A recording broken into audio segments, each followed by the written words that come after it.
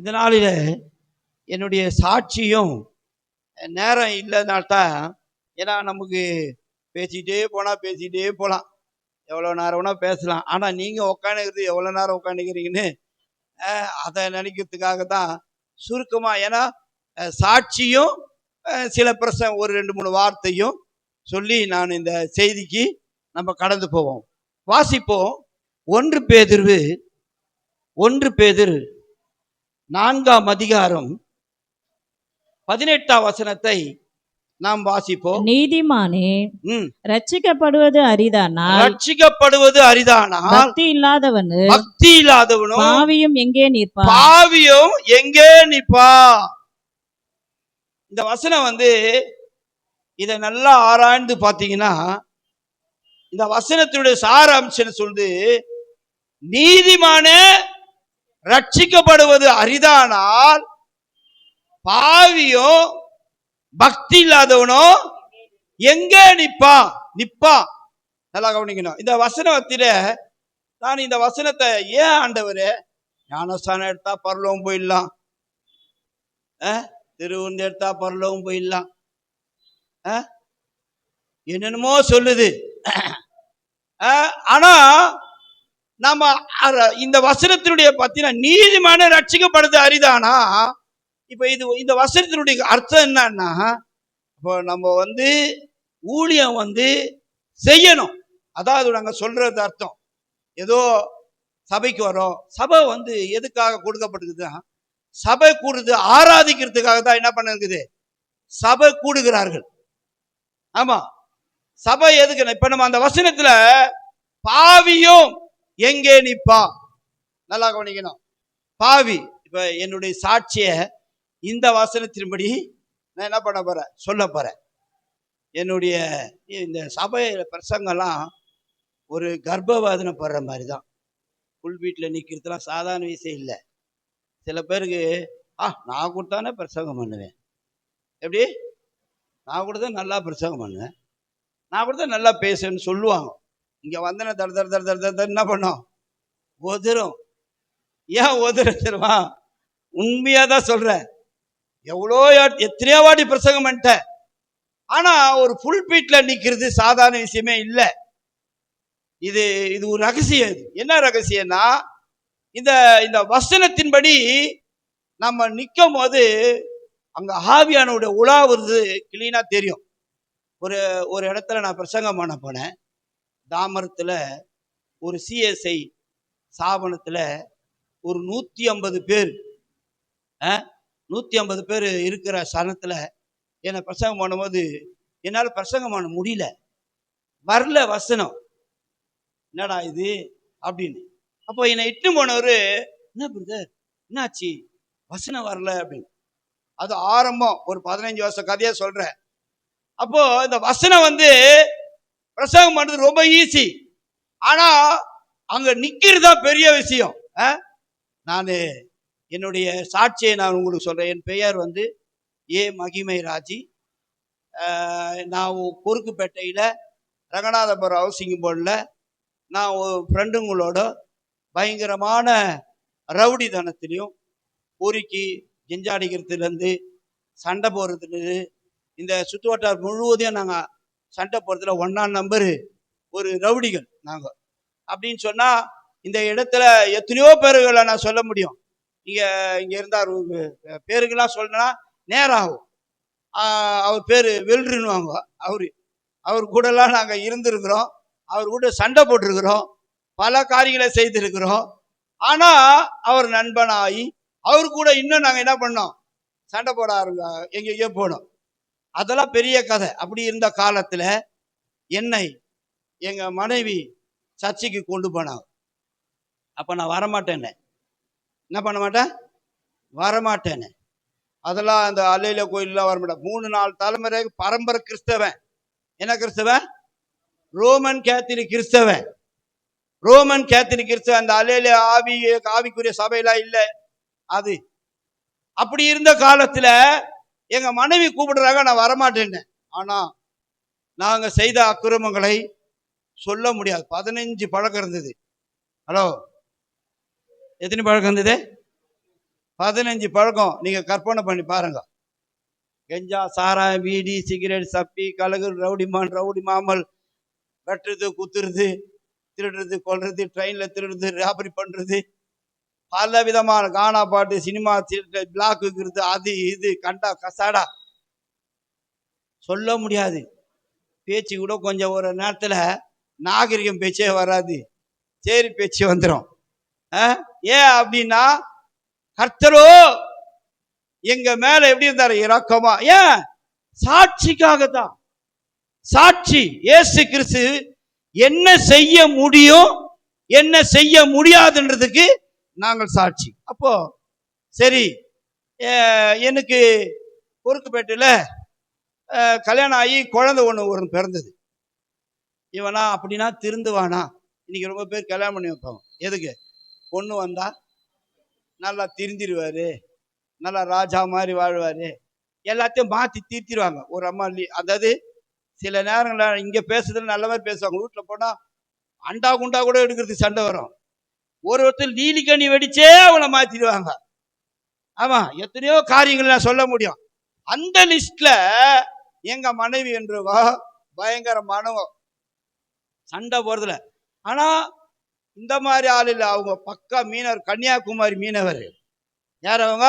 காசிமோடு பொண்ணு. காசிமோடு பொண்ணு 8 நொங்குன்னு ஒரு குத்துக்குவோம், டபா அடிச்சுதான். நீ தெரியாத நான் காலை மெரிச்சிடுவேன், தெரியாது டபான்னு ஒரு அடி, ஒரு அடி தான். ஏன் மாச்சா கால் வலிக்குதுல அப்படி. எப்படி அடிப்பாங்க? டங்குன்னு ஒரு குத்து வாங்கிக்கின்னு கம்முன்னு தருக்கணும். அப்போ நல்லா கவனிங்க, எனக்கு ஒரு குழந்தை பிறந்த, எங்க 2 பேருக்கு ஒரு குழந்தை பிறந்தது. கீதான்ற ஒரு பொண்ணு, அழகா சக்கச்செவன்னு அழகா பிறந்தது. எங்களுக்கு லைஃப் ஜாலியா இருந்தது. 2.5 வயசு ஆச்சு. 2.5 வயசு ஆன உடனே அந்த அம்மா ஆரம்பிச்சாங்க அவங்க மேல இருக்கிற தேவனுடைய கிரியைகளை பார்த்தோம். காதுக்குள்ள அடுப்பு கறி, அரிசி, நெல்லு காதுக்குள்ள போட்டு உச்சப்பட்டு துருத்திக்கிட்டே இருப்பாங்க. சேமிப்பு. நேஷனல் ஹாஸ்பிட்டல் போய் எடுப்போம். எந்த ஹாஸ்பிட்டல்? நேஷனல் ஹாஸ்பிட்டல் தெரியுமா? யாருக்குமே தெரியாது. நேஷனல் ஹாஸ்பிட்டல் பி ஸ்டேஷன் எதிர்கா பிரைவேட்ல. அப்படி இருந்த எடுக்கும் போது திருப்பி ஒரு கல்லை போட்டு போய் திருப்போம். நாங்களோ அழ ஆரம்பிக்கிறோம். யாரு? என் ஒய்ஃபோ நானும். நம்ம இவ்வளோ காப்பாற்றி திருப்பி ஒரு கல்லை போட்டு. டாக்டர் கேட்குறாரு, ஏங்க அவன் பேங்க்ல பணம் போடுவாங்க, இந்த பொண்ணு காதுல பணம் போடாத அப்படி போடுற இது என்னங்க இது? அப்போ உண்மையாவே அதாவது அழ ஆரம்பிக்கிறோம். அழ ஆரம்பிச்ச உடனே அந்த சுருக்கு போய் ஆயா பழி கையில போட்டு எப்பயாவது அது போடாத மாதிரி பண்ணா அப்ப கூட அப்படியே எடுத்து தூக்கி போட்டுரும். என்ன பண்ணுவேன்? அப்பதான் எங்க வீட்டில் சொன்னாங்க, எங்கெங்கேயோ போனோம், சர்ச்சுக்கு போகலாமா, அல்லேலூயா கோயிலுக்கு. நான் சொல்றேன், இதெல்லாம் எனக்கு பிடிக்காது, சண்டை போட போலாம், வா அல்லேலூயா கோயிலுக்கு போல வானா அப்படின்னு. அப்போ முரட என்னை பார்த்தா சும்மா சிரிப்பி காமெடி பேர் நினைக்கிறீங்க. 2 பேர் பக்கத்துல இருந்தா ஊரே அடிச்சு கால் பண்ணிடுவேன். அப்படிப்பட்ட பயங்கரமான முரட. அப்போ என் ஒய்ஃப் சொல்றாங்க, சரி அப்போ ஒன்று பண்ணுவோம், குழந்தைய சாவடிச்சுட்டு 2வது குழந்தை பெற்றுக்கலாம் அப்படின்றாங்க. அப்போ நான் சொல்றேன், அழகான குழந்தைய நம்ம எப்படி சாவடிக்கிறது? அப்போ அல்லேலூயா கோயிலுக்கு வந்துதான் ஆகணும். நான் உடனே சொன்னேன், நான் வரேன், ஆனா நீ என்ன பண்ணக்கூடாது, என்ன ஜபம்லாம் பண்ண கட்டாயப்படுத்தக்கூடாது. நீங்க என்ன பண்ணீங்க? அவங்க அல்லேலூயான்றது என் காதுல என்ன ஆகுது, ஐயோ ஐயோ ஐயோன்றாங்க. உண்மை, நான் இந்த பைபிள் வச்சுட்டு போய் சொல்ல மாட்டேன். என்ன நடந்தது? கத்தாரு. நான் போயிட்டு நான் 4 பேர் இது மாதிரி உட்காந்துக்கிறாங்க. அந்த இடத்துல நான் உட்காந்து இவங்க எல்லாம் ஜெபிக்கத்தை பார்த்து சிரிச்சின்னு உட்காந்துக்கிறேன். அவன் பாடுற எப்படி குதிக்கிறான், இவன் பாடுற சிரிக்கிறான், இவன் அந்த பொம்பளை பண்ணி என்ன பேசுது அப்படின்னு கிண்டல் பண்ணுகிறேன். கர்த்தர் பொறுமையா இருந்தார். ஏன்னா ஓட்டு போறேன், எங்கன்னா வெளியே போயிட போறேன். திடீர்னு ஆவியான பேசுறார், மகனே நீ தான் வந்துக்கிற, என்ன கிண்டல் பண்ணின்னு உட்காந்துக்கிற அப்படின்னு. அப்போதான் நான் யோசிக்கிறேன், என்னடா இது சரியா இருக்குண்ணா, எவ்வளோ பேர் வந்துக்கிறீங்க, அத்தனை பேர்ல ஒரு ஆளு நான் வருமா என்ன பேர் ஒரு ஆள் வந்திருப்பான், ஒரு உன்னத்தாண்டா உன் கதையை சொல்றான் பாருடான்றாரு. பொம்பளை காதல ஏதாவது சொன்னான், இவ போய் அங்க இருக்கிற பாஸ்டர்கிட்ட எல்லாருக்கிட்ட சொல்லிட்டு வந்துக்கிறான் திட்டு பையன், அவனுக்கு நீ என்ன பண்ண, இப்படி பண்ணு அப்படி பண்ணுன்னு சொல்லி நீங்க சொல்ல விட்டா அப்ப நம்ம நம்பிடுவேன்ல. அப்போ நானு அப்படியே இல்லையே, நம்ம விஷயமே எதுவுமே தெரியாது. இப்ப என் விஷயம் உனக்கு தெரியுமா? தெரியாது. ஏன் தெரியாது? நான் சொல்ல உங்கள்கிட்ட எல்லா விஷயத்த சொல்றார். யாரு? இந்த ஆண்டவர். அப்பதான் யோசிக்கிறேன், இங்கதான் ஆண்டவர் இருக்கிறாரா? அப்ப நான் ஒரு கேள்வி கேட்கிறேன், மனுஷன கேட்கிறேன், சரி ஆண்டவரே நீ சொல்றது உண்மையாவே வச்சுக்கிறேன், நான் தானே பாவம்னா என்ன தானே நீ அடிக்கணும்? இப்ப நான் ஒருத்தர் கொலை செஞ்சுட்டு யாருக்கு தண்டனை கொடுப்பாங்க? என் பொண்ணுக்கா கொடுப்பாங்க? நாங்க எனக்கு தானே கொடுப்பாங்க. என்னப்பா? அப்போ நான் கேட்கிறேன், இல்ல மகனே, உன் புத்தி, உன் சொத்து, உன் சாபம் எல்லாம் பிள்ளைங்க மாதிரி தான் வரும். யாத்திராக 20ஆம் அதிகாரத்தை போட்டாரு. ஆமாங்க, போட்டு என்ன சொன்னார் தெரியுமா? அப்ப நான் கேட்டேன், சரி இதுக்கு என்னதான் பிராயச்சித்தம்? இப்போ ஒரு ஒரு பழமொழி சொல்லுவாங்க, ஒன்று செய்தா அந்த கர்ம விமம் போவோன்னு சொல்லுவாங்க, அதுதானே உண்மை. அப்போ நான் ஆண்டவரை கேட்டேன், நான் ஆண்டவரே, அப்போ அவர் சொன்னாரு, ஒண்ணுமே இல்லை, ஒரே ஒரு வசனம் சொன்னார். ஏசாயா 58:13 வசனம் 14 வசனம் தான், வேற ஒண்ணுமே இல்லை. என் பரிசுத்த நாளாகிய ஓய்வு நாளிலே உனக்கு இஷ்டமானதை செய்யாதபடி உன் காலை விலக்கி உன் வழிகளின்படி நடவாமலும் உனக்கு இஷ்டமானதை செய்யாமலும் உன் சொந்த பேச்சை பேசாமலும் இருந்து ஓய்வு நாளை மனமகிழ்ச்சியின் நாள் என்று கர்த்தருடைய பரிசுத்த நாளை மகிமையுள்ள நாள் என்றும் சொல்லி அதை மகிமையாக எண்ணுவாயானால் அப்பொழுது கர்த்தரின் மனமகிழ்ச்சியாயிருப்பாய். பூமியின் உயர்ந்த இடங்களில் உன்னை ஏறி இருக்கும்படி பண்ணி உன் தகப்பனாகிய யாக்கோபுடைய சுதந்திரத்தால் உன்னை போஷிப்பேன். கர்த்தருடைய வாய் இதை சொல்லிற்று. பூமியில உயர்ந்த இடத்துல, உயர்ந்த இடம்னா இமயமலை இல்ல. ஹலோ, சில பேர் இமயமலை போயிட்டு வர்றாங்க, அவங்க போயிட்டு வந்தா நோய் வாங்கின்னு வராங்க, அது கதை வேற. வயிற்றுல அடிபடுது, எங்கெங்கேயும் அடிபட்டு வராங்க, அவங்க போறவங்க போட்டோம். ஆனா இங்க என்ன சொல்றாரு? பூமியில உயர்ந்த இடங்கன்னா என்னத்துனா உன்னை அப்படி உயர்த்தி வச்சு காட்டுவேன். உண்மையதான் சொல்றேன். அப்போ ஏன் இத சொல்ல வரேன்னா, அப்ப சொன்னாரு, என்ன நீ மாத்திர பின்பற்றி வா, அவ்வளவுதான். இந்த வளவலா கொலவலா கிளவலா இல்ல. நீ வந்துக்கினே இருந்தனா உன்னை ஆசீர்வச்சினே வருவேன். உன் பொண்ணு ஆசீர்வாதம் மாறும், உன் வழியெல்லாம் மாத்துவேன், உன் கோவத்தை மாத்துவேன், அச்சா கூட வாங்கிக்கின்னு வருவேன். அதுக்கு நான் அடி வாங்க மாட்டாரு. உன்னை அச்சான அவர் காலி பண்றாரு. நம்ம ஆண்டவர் நம்ம பிள்ளைங்களை அவர் தான் அடிக்கப்பாரு, வேற யாரும் அடிக்க விட மாட்டார். அது தெரியுமா உங்களுக்கு? என்ன பண்ண மாட்டாரு? யாரும் அடிக்க விட மாட்டார். நான் அது மாதிரி எத்தனை பேர் 14 பேரை சாவடிச்சுட்டு இருக்கிறேன். நான் சாவடிக்கலைங்க, நீங்க வேற கோலாப்புறம் போலீஸ் வந்துட போகுது. அவர் அடிச்சாருங்க. ஒருத்த தண்ணி போட வரும், நான் போயிட்டு பக்கத்துல இருக்கிற சொல்லிட்டான், ஐயோ இவன் அல்லையில இருக்கிறான், எப்ப பார்த்தாலும் ஜம் பண்ணுகிறான், வரும்போது அசிங்க அசிங்கமா பேசுன்னு அவன்கிட்ட சொல்லிட்டான். வரும்போதே அந்த வீட்டு வாசப்படி கிட்ட வரும்போது கத்துவான், அசிங்க அசிங்கமா கேட்பான். ஒரு நாள் நான் பண்ணா, அவன் எதிர்கட்சி, அவன் ஆண்டவரே இவனை ஆசீர்வாதியும், இவனை ஆசீர்வாதி நம்பர் அடுத்த வாரம் தூக்கு மாட்டிட்டான்.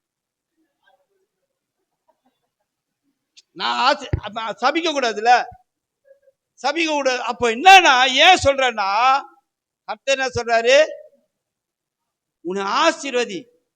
அவன் பேசுற பேச்சு கொஞ்சமா நெஞ்சமா, அது காதால கேட்க முடியல. நீங்க ஏற்கனவே உங்களுக்கு தெரியும், ரோட்ல எவனா சண்டை போட்டுனா அவனை கேள்வி கேட்டுப்பாங்க, அது நம்ம கேட்போமா? ஆஹா கேளு, பேசுங்க பேசுங்க அப்படின்னா கேட்பான். சபிப்பாத என்னப்பா சபிப்போம், அந்த வார்த்தைய பார்த்தா சபிப்போம். ஆனா ஆண்டவர் படிப்படியா படிப்படியா படிப்படியா, உண்மையாவே சொல்றேன், சர்ச்சைக்கு போ. ஆனா ஊழியன்றது அப்பதாங்க எங்களுக்கு காட்டினார் எவ்வளவு பாடுபடணுன்றது. நீங்க சில பேர் நினைப்பீங்க, இவர் பாஸ்டர் வந்து சபை வச்சிட்டாரு அப்படி வச்சிட்டாருன்னு. இவருக்கு எவ்வளவு பாடுன்னு இவருக்கு தனியா உள்ளத்துல அவருக்கு கஷ்டப்பட்டு தான் தெரியும். அது எங்களுக்கு தெரிஞ்ச கதை. ஒவ்வொரு நாளும் ஊழியத்தின் நிமித்தமா பாடு ஒரு பக்கம், இந்த பக்கம், கடன் பிரச்சனை, அந்த பிரச்சனை, இந்த பிரச்சனை, வீட்டு பிரச்சனை எல்லாமே இருக்கும். படிப்படியா கர்த்தர் என்ன செஞ்சாரு, நடத்திட்டு வந்தாரு. அந்த வசனம் அப்படிதான் சொல்லுது, பாவிகள் எங்க நிற்போம், தேவ சமூகத்தில் நின்னா ஆசீர்வாதம். நீங்க என்னன்னு பாத்தீங்கன்னா, ஓய்வுனால திருடுறது ரொம்ப பேருக்கு வாடகையா மாறிச்சு. என்ன மாறிச்சு? ஓய்வினால திருடுறது வாடகையா. எல்லாம் எங்களுக்கு தெரியாதா? ஆண்டவருக்கு தெரியாதா என் வீட்டு கஷ்டம்? என்ன கஷ்டம் இல்லைங்க. எங்க அம்மா இறந்துருக்குறாங்க. எங்க அம்மா இறந்து சாவ வீட்டுல பாடியை வச்சுட்டு சர்ச்சில் சுகமானி காலத்துல வந்து உட்காந்துக்கிறேன். பாஸ்டர் பார்த்துட்டு, ஏய் மகிமேராஜ் உட்காந்துக்கிறேன். ஏந்துங்க நீயா சாவ அங்க விட்டீங்க, ஆராதனை கேட்டு போறியா, ஏந்திரியா, கிளம்பியா வீட்டுக்கு அப்படின்னு. எங்க அம்மாவும் அப்படிதான் இருந்தாங்க. ஆராதனை உட்காந்துதாங்க. உண்மையா பொய் சொல்ல. அப்படின்னா என்ன? ஆராதனைன்றது ஒரு வாரம் போனா கோச்சிக்க மாட்டார்ல. நீ உன் நடைய உன் காலை விளக்கி, அங்க வசனம் தான் சொல்லு, காலை என்ன பண்ண மடக்கி, எங்க போனா சர்ச்சில் மடக்கணும், உள்ள உட்காரணும். ஹலோ, இன்னும் நான் எப்படின்னு தெரியல, பார்ப்போம். சரி, அப்போ படிப்படியா பாவத்திலிருந்து கெஞ்ச அடிக்கிறதுல ஒரே ஒரு சாட்சி, அந்த சாட்சியை சொல்றேன். வீட்டுல கல்யாணம் பண்ணி குழந்தை கல்யாணம் பண்ணி வந்து வீட்டுல இருக்கிற ஒரு வாரம் 10 நாள் இருக்கும். கது தட்டுவானுங்க. ஹலோ, யாருப்பா, இது போல அண்ணனை கொஞ்சம் குரல் கொடுங்க, காணா செத்துட்டாரு ஒருத்தர், காணாப்பட்டு தொடங்கணும், இவரை வந்து தொடங்க வச்சுட்டு வந்துரு சொல்லுங்க. நான் வந்து எங்க வீட்டுல அனுப்பல, கூப்பிட்டு போய் உட்கார வைப்பாங்க. எத்தனை மணி எதுவும் முடியும்? விடிய காலம் 4:30 5 மணி. காணா பாட்டுல நல்லா பாடுவேன், நல்லா பயங்கரமா பாடுவேன். அந்த அதெல்லாம் சொல்றது நேரம் இல்லை. இப்படிப்பட்ட பயங்கரமான கெஞ்சா அடிச்சுட்டு சாராயம் குடிச்சிட்டு பலவிதமான பாட்டு, சண்டை போறதுல 1ஆம் நம்பர். எவ்வளவு பெரிய ஆளுங்க சண்டை போடுவேன். அப்படி இருந்தா என்ன, ஆண்டவர் படிப்படியா வசனத்தின்படி, நீங்க உங்க பிள்ளைங்க, கணவர், சகோதரன் யாராவது தண்ணி அடிக்கிறாங்களா, ஏதாவது பாவத்தில் இருக்கிறாங்களா, அது திருந்தாது சொன்னா நீ விசுவாசிக்கல ஆண்டவரை. எது அது திருந்தாது, அது அவ்வளவுதான், அது அவ்வளவுதான். ஆமாங்க, தேவனால் கூடாத காரியம் ஒன்று உண்டோ சொன்னும் போது நீ சொல்றதுக்கும் அவர் சொல்றதுக்கும் என்ன வித்தியாசம்? ஹலோ, நீங்க சொல்றதுக்கும் தேவனால் கூடாத காரியம் ஒன்று உண்டோ போது அது எது ஜெயிக்கும்? எந்த வார்த்தை ஜெயிக்கும்? அதான் நிற்கும்.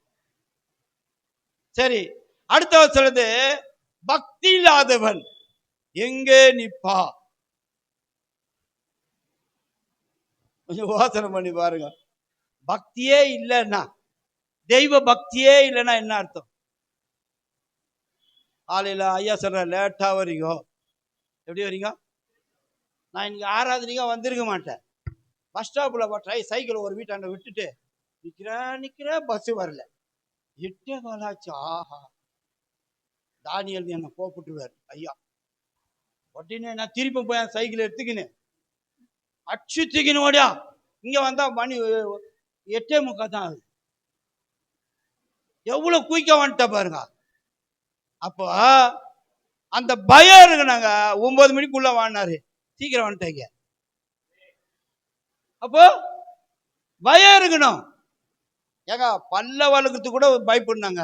அந்த வசனத்தின்படி உன் காலை விலக்கி உன் சொந்த பேச்சை பேசாமலும் வாசிங்க அந்த வசனத்தை. என் பரிசுத்த நாளாகிய ஓய்வு நாளிலே ஆ, உனக்கு இஷ்டமானதை செய்யாதபடி ஆ, உன் காலை விலக்கி ஆ, உன் வழிகளின்படி நடவாமலும் ம், உனக்கு இஷ்டமானதை செய்யாமலும் ஆ, உன் சொந்த பேச்சை பேசாமலும் இருந்து ஆ, ஓய்வு நாளை மனமகிழ்ச்சி நாள் என்றும் ஆ. கர்த்தருடைய பரிசுத்த நாளை மகிமையுள்ள நாள் என்றும் சொல்லி அதை மகிமையாக எண்ணுவாயானால் அப்பொழுது போதும். அப்ப என்ன சொல்றாரு இந்த வசனத்துல?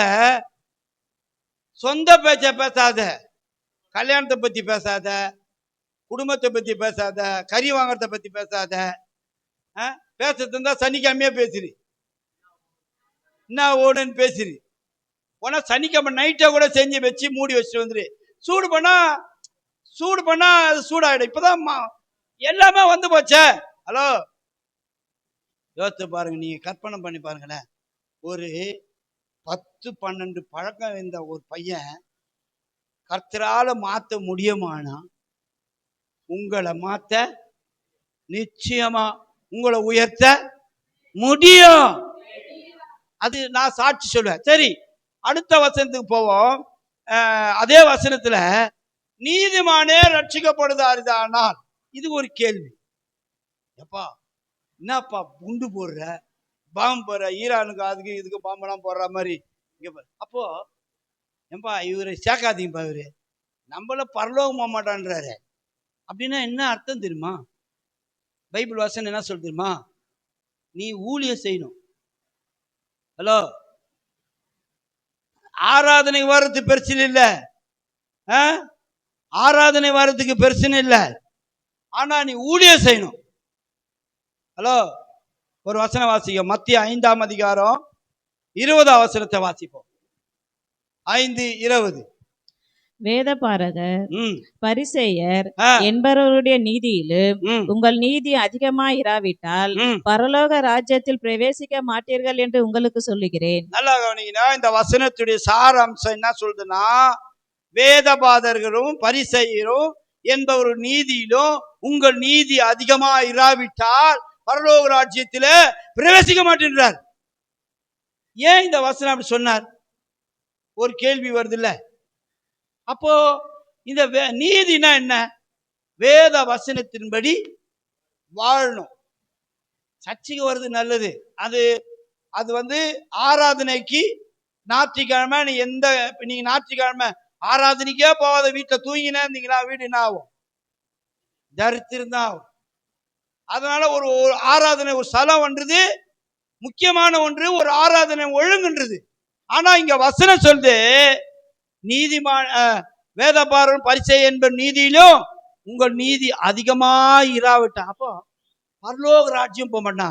நீங்க அந்த வசனத்தின் படி பாருங்களேன். ஒரு வசனம் வாசிங்க. 1 கொரிந்தியர் 9ஆம் அதிகாரம் 16ஆம் வசனம் வாசிங்க. அப்படியே, சுவிசேஷத்தை நான் பிரசங்கிக்க வந்து மேன்மை பாராட்ட எனக்கு இடமில்லை, அது என் மேல் விழுந்த கடமையாயிருக்கிறது. அப்போ ஆராதனைக்கு வந்தா அப்படியே போயிருது, அப்படி இல்ல. உங்க மேல என்ன ஆகுது? சுவிசேஷம் பாரம் உங்களுக்கு வரணும். நான் சொல்ற நல்லா கேட்டுங்க. இந்த ஈரானுக்கும் அமெரிக்காவுக்கும் சண்டைன்றது நல்லா எழுதிங்க. 3வது உலக போர் வர்றதுக்கு வழிவாசல் திறக்கிற மாதிரி இருக்குதான்.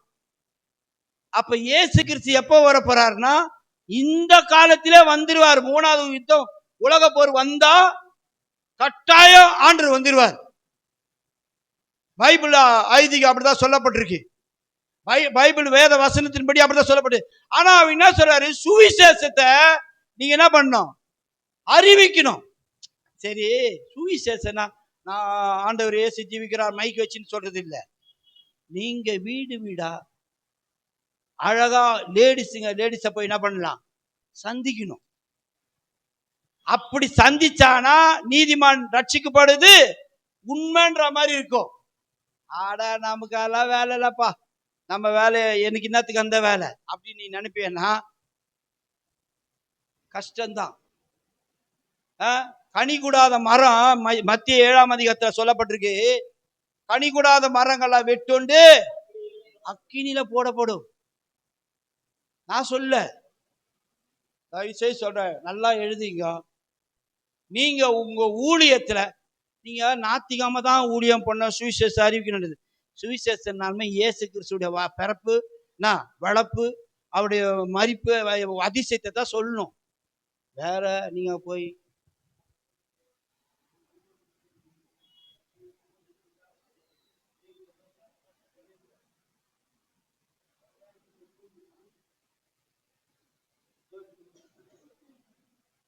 நான் சொல்றது புரியுதா? நீங்க இயேசுடைய அற்புதம் சொன்னா, இப்ப நீங்க அவங்க உங்களுக்கு ஏதோ ஒரு சண்டை பிரச்சனை வந்து வச்சீங்கன்னா, இவங்க இயேசு பத்தி சொல்றாங்கன்னா அவள் தான் அவனே சொல்லா போமா போமா அப்படின்றான். நீ அதை சொல்லினா போமா போமா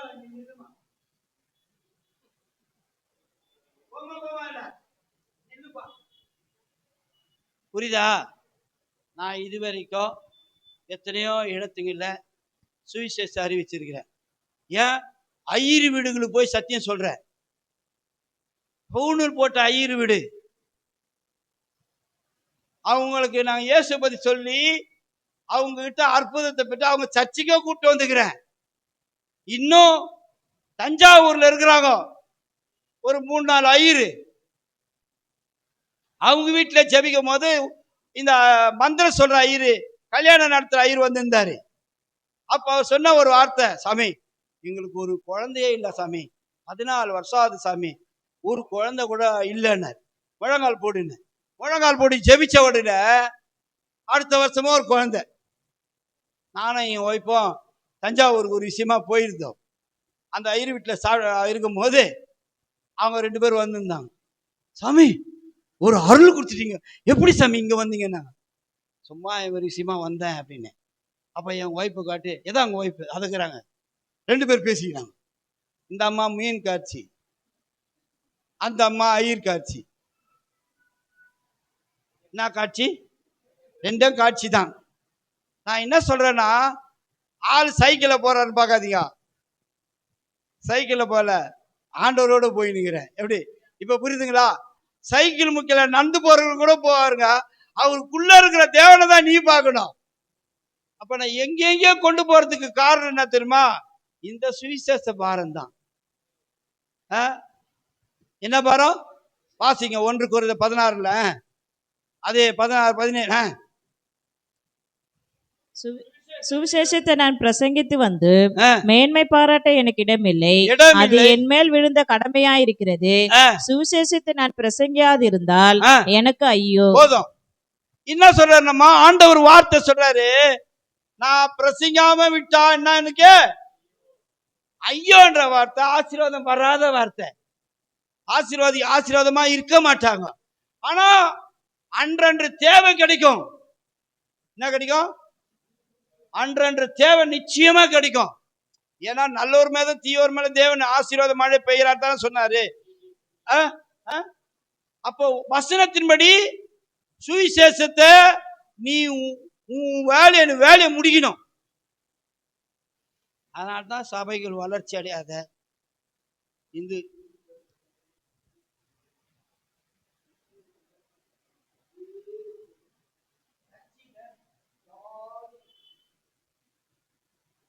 அப்போ என்ன சொல்றேன்னா, சுவிசேஷத்தை நான் அறிவிக்காவிட்டால் நான் எனக்கு ஐயோ. அப்போ நீங்க என்ன பண்ணலாம்? நீங்க படிக்கிற பிள்ளைங்க, ஃப்ரெண்டுங்க, உங்க சிநேகிதிங்க அல்லது வேலை மேல இவங்களுக்கெல்லாம் என்ன பண்ணணும்? சுவிசேஷத்தை அறிவிக்கணும். நான் அறிவிச்சுட்டு வந்துக்கிறேன்பா. ஒரு முறை என் சாட்சிக்காக சொல்றேன். பூந்தமல்லி ஃபுல்லா ஆண்டவர் ஒண்டியா தான் ஊழிய சுவிசேஷம் சொல்லுவேன். இப்படி சொல்லிக்கிட்டு வரும்போது ஒரு இடத்துல 2 பேர் சாராயம் குடிச்சிட்டு இருக்கிறானு, சாராயம் கேனை வச்சுன்னு. நான் போய் இயேசுவை சொல்றேன். ட்ராக்ஸ் எடுத்து கொடுத்தேன். ஏப்பா எல்லாத்தையும் எடுத்துக்கோ, வா. மொட்டை மாடி இட்டு போயிட்டானு அடிக்கிறதுக்கு. என்ன இது மொட்டை மாடில நாங்க கேட்குறோம், எங்களை பார்த்து நோட்டீஸ் ஏன் கொடுத்த? ஏசையாம சொன்ன, ஏசையான்னு சொன்ன அப்படின்னு. ஆஹா இன்னைக்கு நம்ம செம்மக்கும் சத்தெல்லாம் கீச்சு அடின்னு அடிச்சு நுறுக்கிட போறாங்கோ. ஆஹா இன்னைக்கு நம்ம செத்தண்டான்னு நினைச்சுன்னு. ஆனா மனசுல தோத்துறோம். அங்கிருந்து ஒரு உருவம், செகுப்பு கலர்ல ஒரு உருவம் வருது. ஃபீடா வருது. வந்து ஒரு தட்டு தடிச்சு அவனை, சார் உங்களுக்கு வேலை இல்லை, இவனா ஒரு குடிகாரன் ஊரெல்லாம் சுத்தி நிக்கிற பொறுக்கி இவன் பேச்ச கட்டு மேல வந்துக்கிறான். போங்க சார். யோ உனக்கு ஏன் ஊர் வம்ப? அவர் ஏதோ இயேசு பத்தி சமாதானத்துக்கு கொடுத்து பேச வந்துக்கிறாரு அப்படின்னு போயிட்டேன். காப்பாத்தினாரா இல்லையா? காப்பாத்தினாரா இல்லையா? அப்ப காப்பாத்து பாருங்க. உண்மையாதான் சொல்றேன். ஒரு இடத்துல கன்னியாகுமரியில, அங்க இருந்து கன்னியாகுமரி ஒரு ஊருக்கு போய் ஒரு ஊழியமா போனோம். நாங்க ஒரு கமிட்டி குழுவா. அப்போ அங்க போய் ஒரு வீட்டுல எங்களுக்கு விருந்து வச்சு, அப்போ அங்க எவ்வளவு சந்தோஷம். அங்க ஒரு பிரச்சனையில மாட்டோம், ஆனா அங்கேயும் காப்பாத்தின. நீங்க ஊழிய சரியா செய்தீங்கன்னா, ஆனா உங்க வீட்டு தேவை சில நேரங்கள்ல ஆண்டவர் நம்மளை ஆசீர்வதிக்காததுக்கு காரணம் தெரியுமா? ஆசீர்வாதம் தான் ஊழியம் செய்ய மாட்டோம். ரொம்ப ஆசீர்வதிச்சாருன்னு வச்சிங்களேன், ஊழியம் செய்வோம். திங்கக்கிழமை ஆட்டுக்கறி வாங்கலாமா, செவ்வாய்க்கிழமை மாட்டுக்கறி வாங்கலாமா, செவ்வாய்க்கிழமை இப்படி ஒரு கறியா வாங்கி சாப்பிட்டு தூங்கின்னு இருக்க வேண்டியதான். ஆமா, இப்பவே நம்ம லெஃப்ட் ரைட்ல உப்பினுக்கிறோம். எனக்கு ஒரு ஆப்ரேஷன் பண்ணாங்க. ஒரு ஆப்ரேஷன் பண்ணி அது ஃபைலர் ஆயிடுச்சு.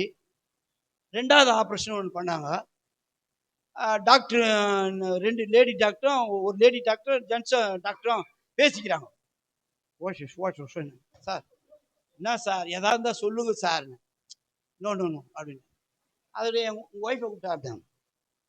15 நாள் ஹாஸ்பிட்டலில் அட்மிட் ஆகி படுத்துன்னுக்கிறேன். ஜாலியாக தூங்கிட்டு ரெஸ்ட் எடுத்து ஜாலியாக போட்டு ஏசுலாம் என் மேலே கம்ப்ளைண்ட் ஹாஸ்பிட்டலில். சார் இவர் எல்லாரும் ஏசு சொல்லி எல்லாரையும் மாற்றினுக்கிறார் சார். இவர் ஆஸ்பத்திரிக்கு எதுக்கு வந்தார் சார்? வேற வெளியேற்றத்துக்கு சார்ன்ட்டான். அப்புறம் எங்கள் வீட்டில் சொன்னாங்க, அம்மா ஆப்ரேஷன் பண்ண சக்சஸ் ஆகாதுமா, செத்தாலும் செத்துடுவார், பொட்டுன்னு போயிடுவாருமா. எனக்கு ரொம்ப ஆசை எங்க பரலோகம் போகணும். அவர் சொன்னா, டேய் என்ன வயசாச்சு? 20 வயசு 60 வயசுக்கு சமானடா. 20 வயசு தான் நானு. நீனு எனக்கு 20 வயசு, இன்னும் 20 வயசுல இருக்கிறேன். எனக்கு 60 வயசு. இந்த 8ஆம் மாசம் 25ஆம் தேதி வந்தா 60 வயசு, கம்ப்ளீட்டா 60 வயசு. அப்ப பரலோகம் போக ஆசை இருக்காதா? போகக்கூடாதான். இங்க வாங்கணுமே. என்ன வாங்கணும்? வாங்கணும். ஊழியன்றது எப்படி நினைக்கிறீங்க நீங்க? சும்மா டக்கரா ட்ரெஸ் பண்ணிக்கின்னு அப்படியே ஒரு ஜாலியா இருந்துக்கின்னு சுத்திக்கின்னு அப்படி இல்லைங்க. வாங்கறதுதான் ஊழியம். பவுல் வாங்கினாரா இல்லையா? அவர் சொல்றாருங்க, நான் கிறிஸ்துவை பின்பற்றுகிறது போல நீங்கள் என்னை பின்பற்றுங்கள் சொன்னார். ஏன் சொன்னாரு? கல்லுல அடி அறிவியா ஏசு சொல்லியா அடி. நான் பைக்கில் வர நெல்லு, சைக்கிள் விட்டு நடந்து போ, பைக்கில் விட்டு நடந்து போ அப்படின்னு அதெல்லாம் செய்வாங்க. ஆனா அப்பா இந்த வாட்டி நல்ல ஜெயம் கொடுத்துருக்கிறார் அவளுக்கு. அவள் நேத்து முந்தா நேத்து ஒரு எலெக்ஷன் காரியத்தை செய்தார்பார். அந்த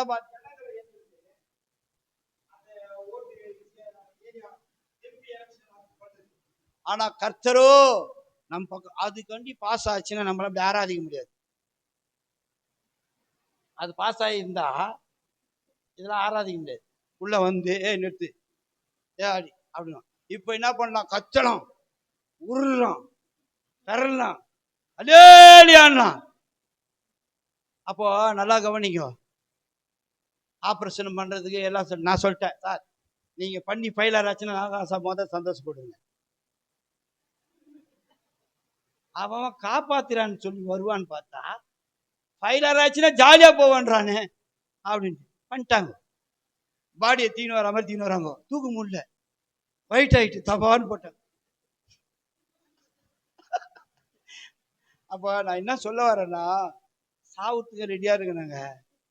ரோமர்ல ஒரு வசனங்குது, நீங்கள் கிறிஸ்துவோட அறைந்தது உண்டானால் மறிச்சது உண்டானால் அப்படித்தானே சொல்லப்பட்டிருக்க. இன்னும் நம்ம மறிக்கல, இன்னும் நம்ம மறிக்கலன்னு நினைக்கிறோம். நம்ம மறிச்சிட்டோம். ஆனா நம்ம ஊழியம் தான் செய்ய மாட்டோம். என்ன செய்ய மாட்டோம்? ஹலோ, ஊழியம் தான். ஆனா இதெல்லாம் நம்மளுக்கு இந்த வேலையை நம்ம வேலையா? அது என்னது? ஆமா, நீங்க அது வசனம் முடியுமா அது படிங்க. 1 கொரிந்தியர் 9. சுவிசேஷத்தை நான் பிரசங்கித்து வந்து ம், மேன்மை பாராட்ட எனக்கு இடமில்லை, ஆ, அது என் மேல் விழுந்த கடமையா இருக்கிறது. ம், சுவிசேஷத்தை நான் பிரசங்கியாதிருந்தால் எனக்கு ஐயோ. ஆ, அப்படியே படிங்க. நான் உற்சாகமாய் அப்படி செய்தால் ஆ, எனக்கு பலனுண்டு, ஆ, உற்சாகம் இல்லாதவனாய் செய்தாலும் ஆ. உக்கிரான உத்தியோகம் ம். எனக்கு ஒப்புவிக்கப்பட்டிருக்கிறதே. ஆதலால் எனக்கு பலன் என்ன? நான் சுவிசேஷத்தை பிரசங்கிக்கையில் அதை பற்றி எனக்கு உண்டாயிருக்கிற அதிகாரத்தை முற்றிலும் செலுத்தாமல் ஆ. கிறிஸ்துவின் சுவிசேஷத்தை செலவில்லாமல் ஸ்தாபிப்பதே எனக்கு பலன். போதும். அப்போ சுவிசேஷத்தை அறிவிக்கிறதுல செலவு இல்லைங்க. இது யாருக்குன்னா செலவு தப்பா ஏப்பா அந்த வீட்டுக்கு போய் நான் சுவிசேஷம் சொல்ல போறேன், அவங்களுக்கு 1000 ரூபாய் தரணும்னு உங்களுக்கு என்ன நிபந்தனை போட்டுக்கிறோம்? இல்ல, இலவசமா செய்யலாம். இதுவே நீங்க செய்ய மாட்டீங்கன்னா என்ன அர்த்தம்பா? ஹலோ, நீங்க இதை செய்யலங்க, இந்த ஊழியத்தை நீங்க செய்யலன்னா உண்மையாவே உங்க கனிகளை தேவன் அதை பார்ப்பார். எந்த கனி? மத்திய 7 16 17 வசனத்துல சொல்லப்பட்டிருக்கு, வாசிங்களேன். மத்திய 7. அவர்களுடைய கனிகளினாலே அவர்களை அறிவீர்கள். போதும். அப்ப என்னன்னா இது தேவனுக்கு உகந்த பாத்திரமான எப்படி கண்டுபிடிக்கணும்? கனிகனாலே அறிவார். என்ன கனி? இது ஊழிய செய்யுமா? ஹலோ, அப்ப வந்து போறது ஊழியம் இல்ல, சபையில வந்து ஆராதிக்கிறது இல்ல. நீங்க சொன்னா நம்ப மாட்டீங்க. நாங்க ஆராதித்த காலம் பயங்கரமா இருக்கும். காலை 7 மணிக்கு சர்ச்சு உள்ள வந்து உட்காருவோம். குடிக்க கஞ்சி இருக்காது, வீட்டுல சாப்பாடு இருக்காது. குழம்பு மாத்திரம் ஒரு கிணத்துல போட்டு எடுத்துன்னு வந்து அங்க சுட கஞ்சி கொடுப்பாங்க. அந்த அம்மா சுட கஞ்சி, அந்த சுட கஞ்சியை வச்சுக்கிட்டு கஞ்சி ஊத்துவாங்க. அது எப்ப? காலையில ஆராதனை 7 மணி சுகமணிக்கு ஆராதனை உட்காருவோம். அது முடிஞ்சன பரிசுத்த 2வது ஆராதனை உட்காருவோம். அது முடிய 3 மணி ஆயிடும். 3 மணி முடிஞ்ச உடனே கஞ்சி ஊத்துவாங்க. அதை குடிக்கிறதும் இல்லை, குடிக்க மாட்டோம். நேரா சின்ன கோயில்ல போய் உட்காந்து ஜெபம் பண்ணுவோம். அங்க ஆராய்ச்சி, தெரு பிரசங்கம், டாக்ஸ் ஊழியம், ஹாஸ்பிட்டல் ஊழியம், குப்பத்து ஊழியம், அதிகாலை ஊழியம். கஞ்சி இருக்காது. சொன்னா நீங்க நம்ப மாட்டீங்க.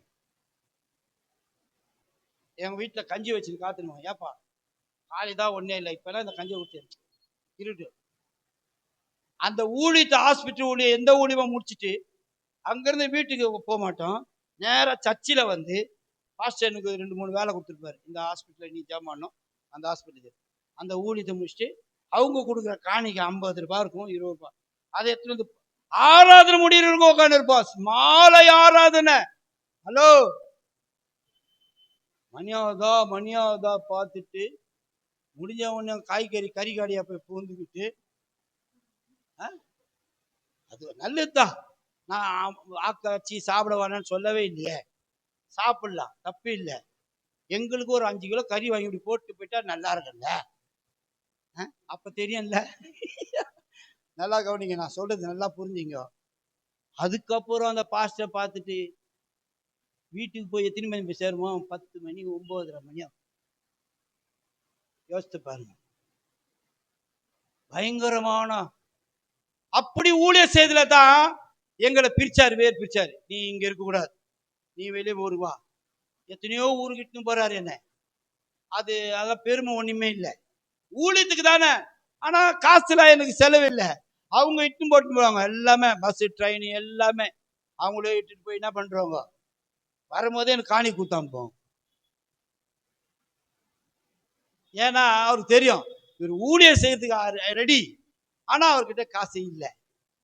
ஆனா ஆண்டவர் நடத்துவாருங்க. அந்த மூமெண்ட்ல எவ்வளோ காரியத்தை நான் சொல்லுவேன் ஆண்டவர்.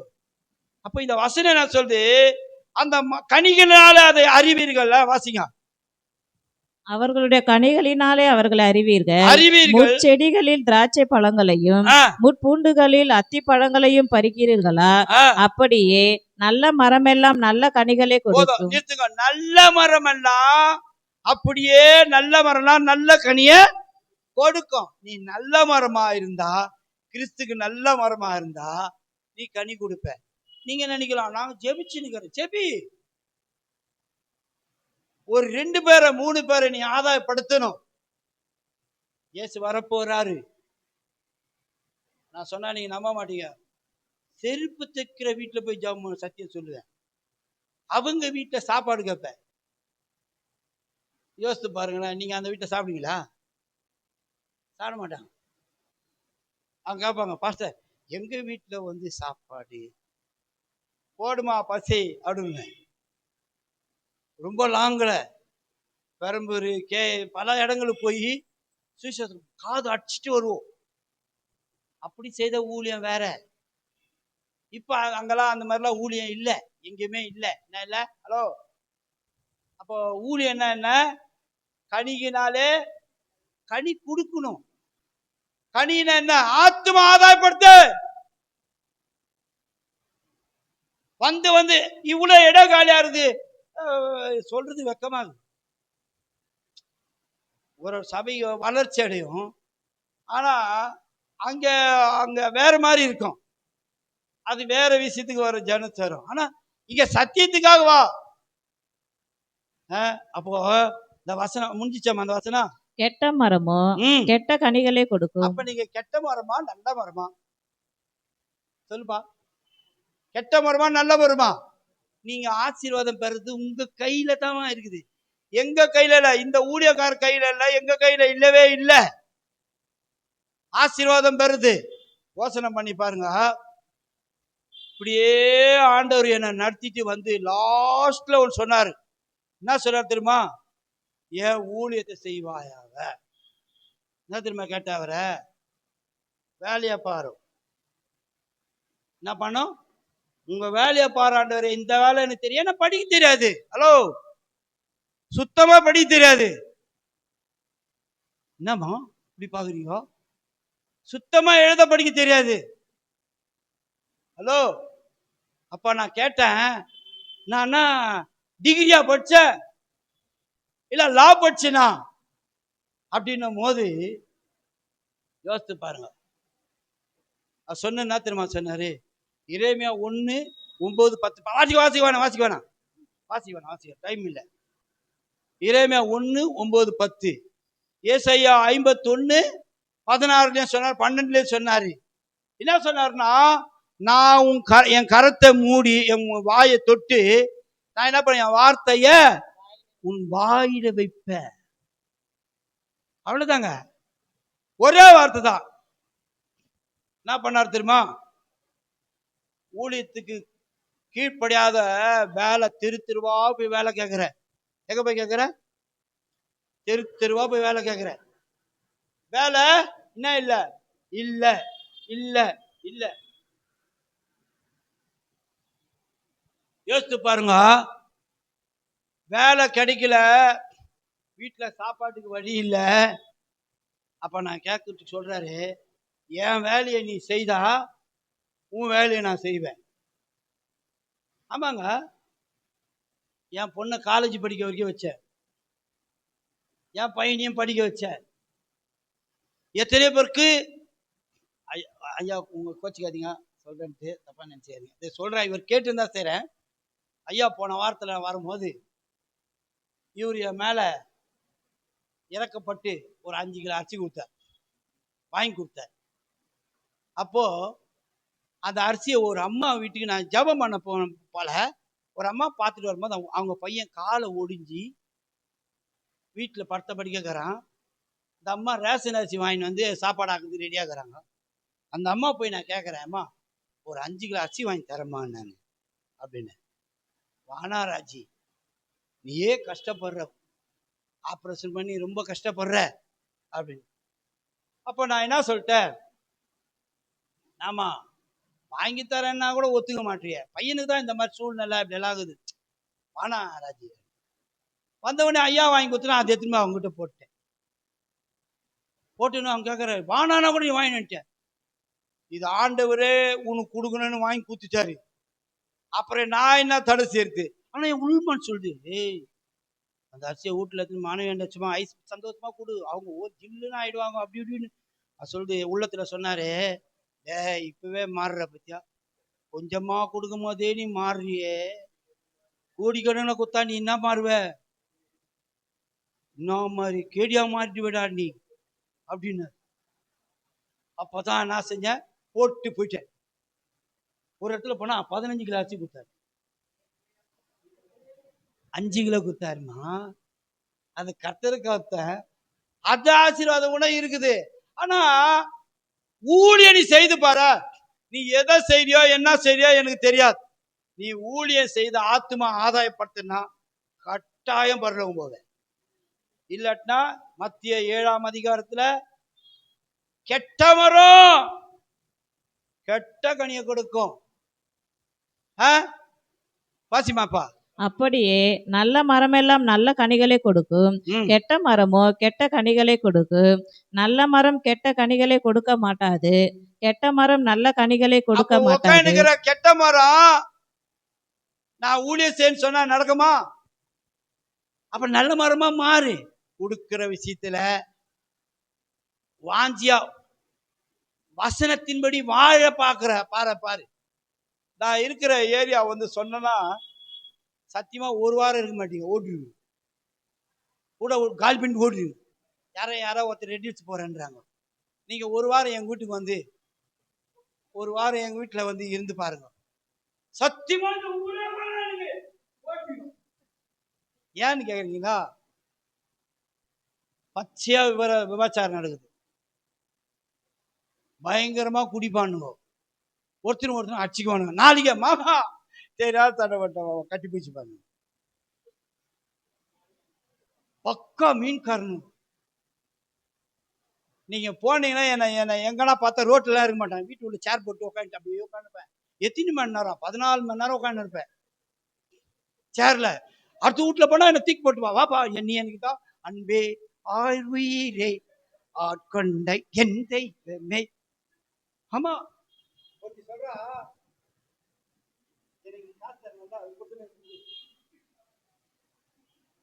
சொல்றா, மோசமான ஊர் நான் இருக்கிறது, பேய்கோட்டை, திருச்சினாங்குப்பம். நான் அதுக்கு பேரை வேற பேர் வச்சுக்கிறேன், திருட்டு ஊர், திருடன் ஊருன்னு. அப்படி போட்ட மோசமான மின்கார்க்கு ஊர். இங்கெல்லாம் பாத்தீங்கன்னா ஒரு வார்த்தை பேசுறதுக்கு இங்க எங்கன்னா சண்டை நடந்தா ஏதோ ஒன்று தான் வரும் காத்தோட்டமா. அங்க பேசும்போது பாவிகளே செத்து போட்டாடா பாவி.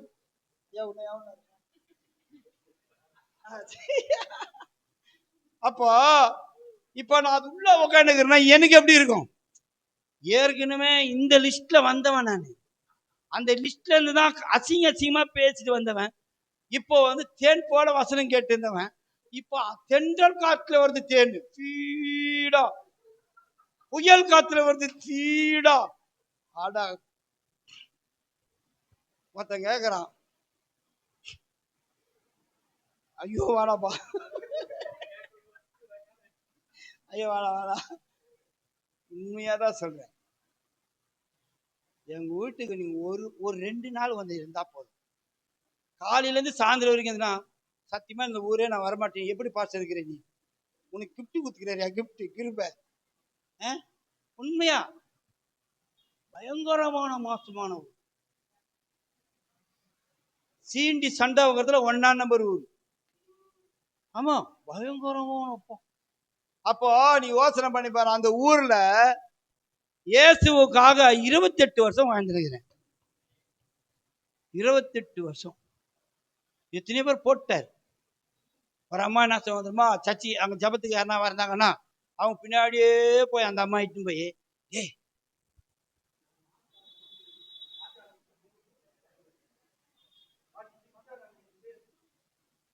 நான் கேட்டேன், ஆண்டவரே ஒரு உரையில 2 கத்தி இருக்காது, ஒரே இடத்துல இருளும் வெளிச்சமே இருக்காது, ஒண்ணு நான் போறேன் இவ இருக்கட்டும் அப்படின்னு.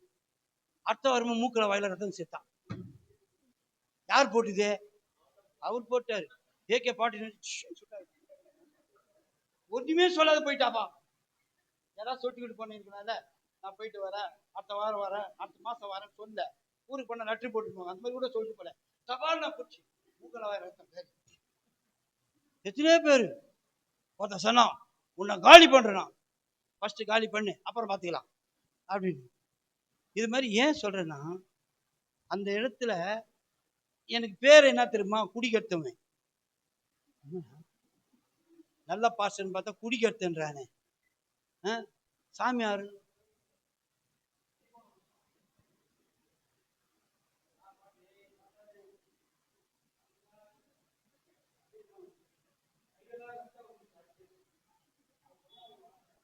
ஏமா என்னமா நடக்குதுங்க, வரவே மாட்டேன்.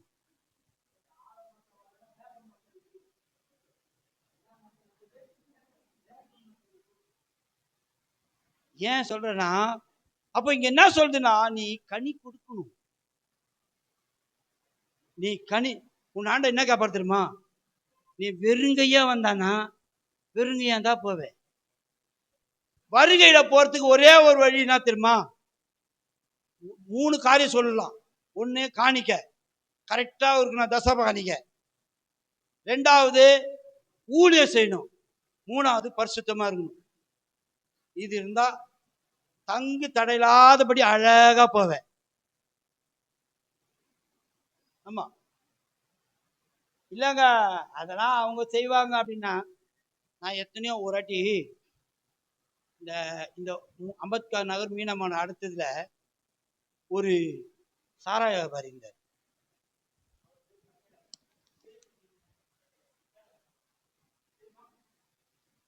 அவருக்கே நான் சுவிசேஷம் அறிவிச்சேன் ஒரு வாட்டி.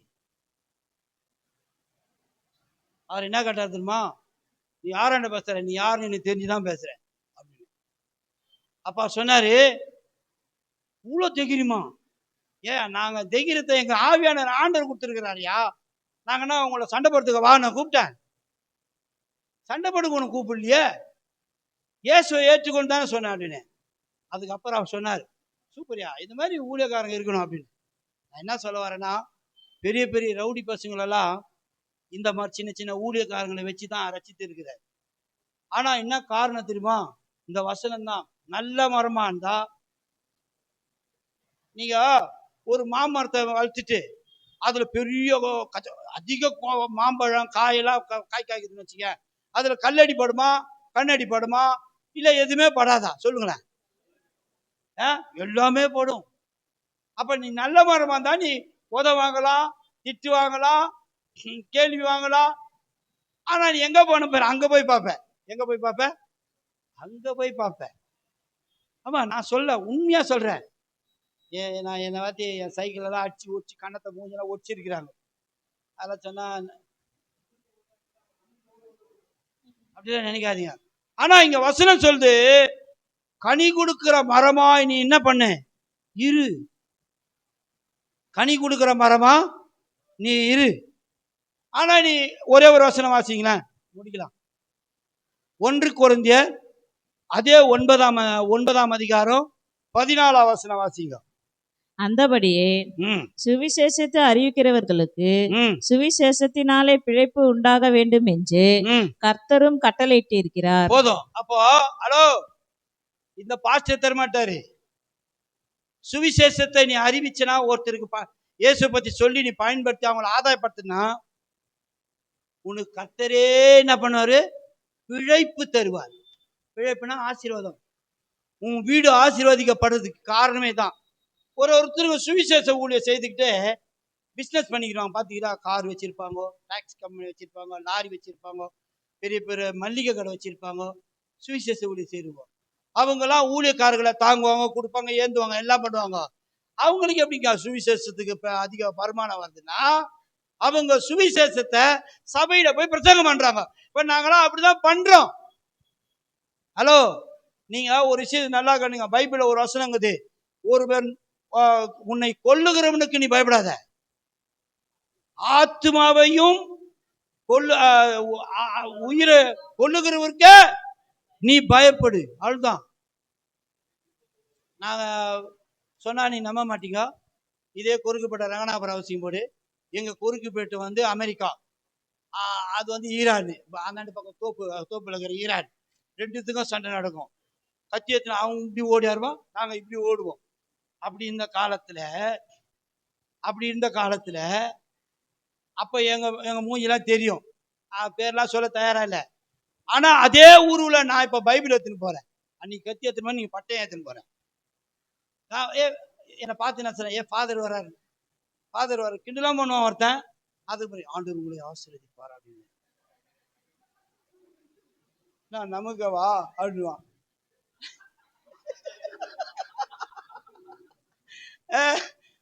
இல்ல அதாவது ஆண்டவர் உங்களை ஆசீர்வாதம் சொன்னா அவனா ஆமீன்.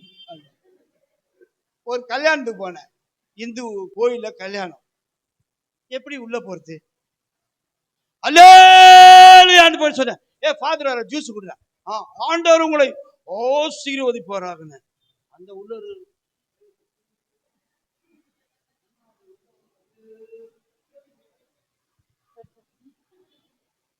அப்ப நீங்க அதனால தயவுசெய்து சொல்றேன், நீங்க கனி கொடுக்கிற நல்ல மரமா இரு. இப்போ உங்க வீட்டுல உங்க வீட்டுக்காரருக்கு நல்ல மரமா இல்லைன்னு வச்சு உங்களை அடி தொடி மூஞ்ச ஓடி பல்ல ஓடி சாரத்தை கூடி அடி மடி மண்டை ஓடி அப்படின்னாருன்னா நல்ல மனுஷன் பிசாசு அப்படின்னு என்ன சொல்லுவான்? பிசாசு அப்படின்வான்.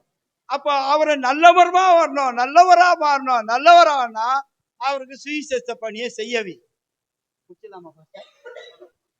அப்போ ஏன் நான் சொல்றேன்னா, தயவு செய்து சொல்றேன், நீங்க ஆத்துமா ஆதாயப்படுத்தணும். நான் இங்க இப்ப நான் வந்து ஏதோ பாஸ்டர் சொன்னாரு, என் சாட்சி சொன்னாரு, அதெல்லாம் சொல்ல வச்சாரு அப்படிலாம் நினைச்சிட்டு இந்த சர்டிஃபிகேட் ஒண்ணுமே பலன் கிடைக்காது. உன் மேல உள்ள கடமை, நீ ஆண்டவருக்குள்ள கண்ணை மூடுறதுக்குள்ள ஒரு 5 ஆத்மாவை ஆதாயப்படுத்து. என்ன படுத்து? ஆத்மா ஆதாயப்படுத்து. நான்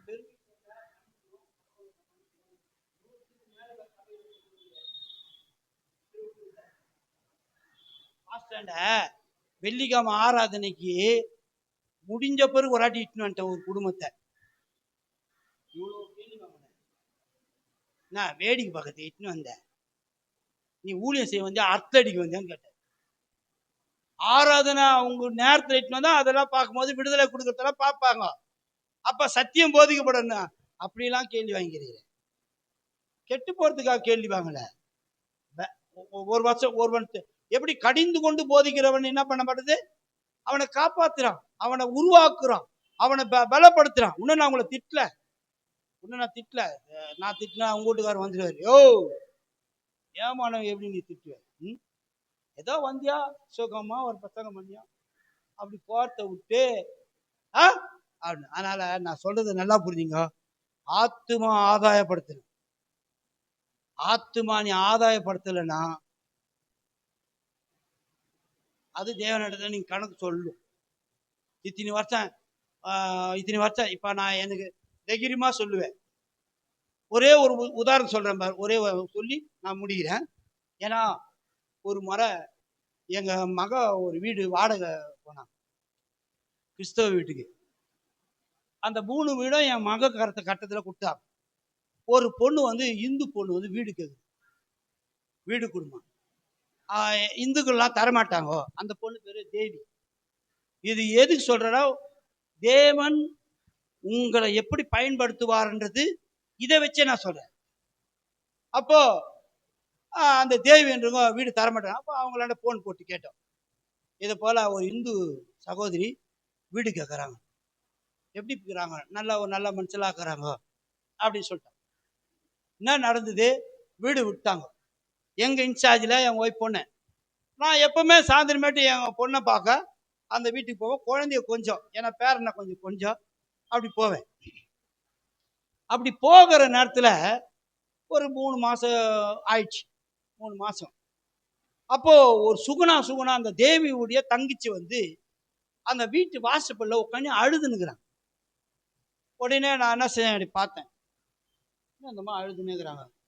நான் கேட்டேன், அம்மா ஏம்மா அழுகுற, என்ன நடந்தது சொல்லுமா? ஓ வேலையா பாரியா அப்படின்ட்டாங்க. இல்லைம்மா நான் ஒரு ஃபாஸ்டர், நீ சொன்னா நான் உனக்காக ஜெபிக்க மாட்டேனா அப்படின்னு. அதுக்கப்புறம் கொஞ்ச நேரம் பார்த்து அந்த அம்மாவும் யோசனை பண்ணாங்க. சரி இவர் எதோ கேட்குறாரு சொல்லி என்னை கூப்பிட்டு, ஐயா வாங்க ஐயா உக்காருங்க, இதை போல 7 லட்சம் மகளிருடைய பணத்தை வச்சிருந்தேன். அந்த லோனா என்னது, குழுவா லோனா, அது ஒருத்தன் வந்து அவர் பேர் கட்டாரி ராஜேந்திரன். அவர் பேர் என்னது, கட்டாரி ராஜேந்திரன். அவர் வந்து நான் சரி 50,000 கொடுப்பாரு, கேட்பாரு, கொடுப்பாங்க, 20,000 கொடுப்பாங்க, கேட்டா கொடுத்துருவார்.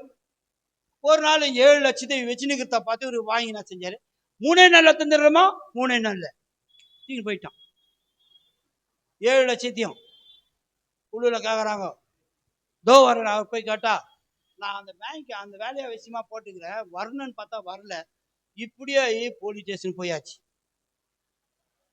கோர்ட்டுக்கு போயாச்சு, ஊர் பஞ்சாயத்துக்கு போயாச்சு, ரவுடி பசங்களையும் பார்த்து பஞ்சாச்சு. அதனால அவங்க சொன்ன ஒரு வார்த்தை, சாகலான்னுக்கிறேன், எங்களை நினைக்கிறான் தூக்கு மாட்டின்னு சாவலான்னுக்கிறேன்னு அந்த அம்மா சொன்னாங்க. சொன்ன உடனே நான் ஒரு வார்த்தை சொன்னேன், உனக்கு நீ சாக மாட்ட, அந்த 7 லட்சத்தை நான் வரதுக்கு ஏற்பாடு பண்றேன். எப்படி இருக்கும் இப்படி சொல்ல முடியுமா? 7 லட்சத்தை நான் வாங்கி தரும்படி நான் ஜெபம் பண்றேன். கோர்ட்டாலேயே முடியல, போலீஸ் ஸ்டேஷனாலேயே முடியல, ஊர் பஞ்சாயத்தாலேயே முடியல, இவர் ஏசு மாத்திடுவாராம் பயா அப்படின்ட்டு. நான் சொன்னேன், உறுதியா சொல்றேன், 3 மாசத்துல நான் வாங்கி தரலன்னா நீ என்ன வேணா சொல்லு. யாரா சொல்ல முடியுமா? 3 மாசத்துல அப்படின்னு. உடனே சரி ஜாமான், எங்க வீட்டுல ஒரு ஜப கூட்டம் இருக்குது, அந்த ஜப கூட்டத்துக்கு வாங்கன்னு சொல்லி இப்படி வரும்போது அவங்க வீட்டுல ஒரு சபாகோம ஒரு ஜப கூட்டம் வச்சேன். 2 மாசம் ஓடி போச்சு. இந்த அம்மா கேட்கறாங்க, என்னம்மா ஏசு அப்படி ஜீவிக்கிறார், அப்படி இப்படி வாங்கி தருவார்கள்லாம் சொன்னேன். அப்ப நான் ஜெபம் பண்ணேன், அங்கேயே ஜெபம் பண்ணேன். ஆண்டவரே, உன் பேர்ல நான் அதிகாரத்தோடு நான் என்ன பண்ணேன், வாங்கி தருவேன்னு சொல்லிட்டேன். ஆனா இவங்க என்னை அவமானப்படுத்துற, அது உனக்கு தான் அவமானம் சொல்லி ஜெபம் பண்ண பாருங்க. அந்த ஆள் ஓடியாரான். யாரு? கட்டாரி ராஜேந்திரன் ஓடியாரான். எனக்கு நீ மந்திரம் பண்றடி, நீ யார? அந்த பொம்பளைய போய் எனக்கு மந்திரம் பண்ற நீ? என் மனைவி ராமச்சந்திர ஹாஸ்பிட்டல் அட்மிட் ஆகிறா. ராமச்சந்திரா ஒடையார் ஹாஸ்பிட்டல் அப்படின்னு. அப்போ அந்த போன்ல சொன்ன உடனே, இல்ல இல்ல இங்க ஒருத்தர் பாஸ்டர் இருக்கிறாரு, அவர் தான் அவனுக்கு ஜெபம் பண்ணுகிறாரு. அவன் திருமாவளவன் கட்சிக்காரன், பெரிய ரவுடி. தவற இரு, அவனை அங்கே வந்தான். அப்புறம் எனக்கு போன்ல சொன்ன வந்தேன். ஏய் போயிடாத இரு, டே கல்லனே. வந்தவனை திட்டினேன், டே கல்லனே, ஒரு விதவையை ஏமாத்திருக்கடா கல்லனே அப்படி. அதுக்கப்புறம் என்ன நடந்தது, மரியாதையா அவங்க பணத்தை நீ தந்துடணும், இல்லாட்டினா உன் மனைவி உயிரும் போயிடும், உன் உயிரும் போயிடணும். பயம் காட்டணும்.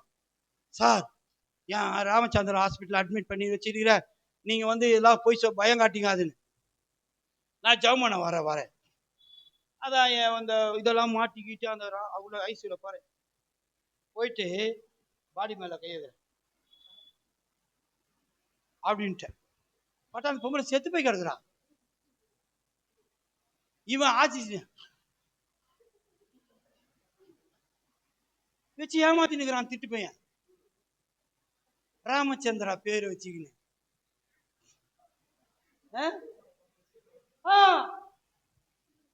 எனக்கா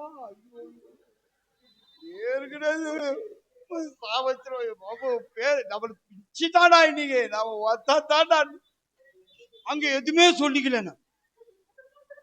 கம்முன்னு வந்து நம்ம இன்னைக்கு காலி சொல்லிட்டு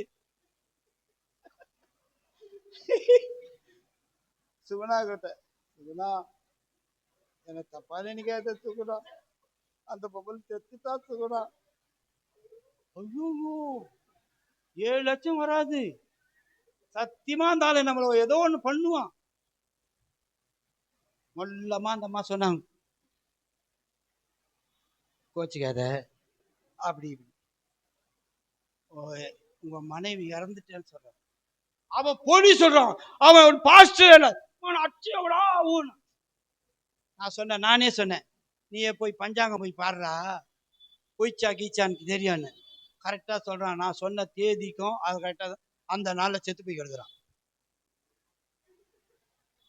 இவன் என்ன சொன்னான், திருமாவளவன் கட்சியா மொத்த பேரையும் பறிச்சுன்னு போயிட்டான். எங்க ராமச்சந்திரா அவன் 35 லட்சம் கேட்குறான் பாடி கொடுக்கணும்னா. குத்துட்டு எடுத்துன்னு போ, இல்லைன்னா விட மாட்டேன் அப்படின்னு. அதுக்கப்புறம் எப்படி எடுத்துன்னு போனாங்க, சாவை அடக்கம் பண்ணாங்க. அப்போ